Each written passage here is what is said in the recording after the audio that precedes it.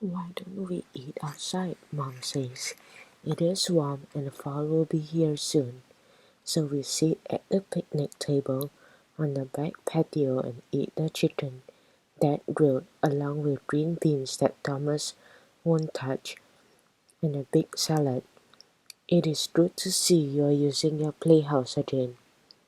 Mom says, it is not a playhouse anymore. I tell her it's my lab. Mom smiles. Well, I think every girl ought to have her own lab if she wants one. She passes the beans to Dad, who nods in agreement. What's all this about homeless squirrels? He asked. Thomas slips a green bean under the picnic table to Sloane, except Sloane won't eat it. He hates green beans just as much as Thomas does. I tell Mom and Dad about the tree that isn't there anymore, and about Mrs. James and about old Wilt. I didn't see a single squirrel today. Where do you think they went? I am sure there are plenty of trees around Granite City Elementary School, Lucy, Dad says. He is right.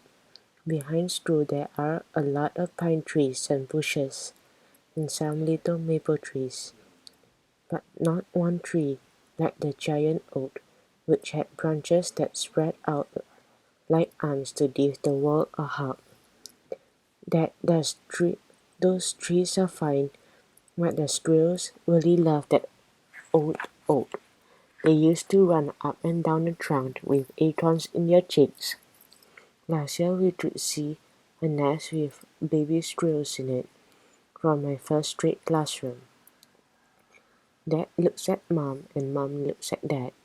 Maybe you can convince Mrs. James to plant a new tree where the old one used to be, Mom suggests. I hadn't thought of that.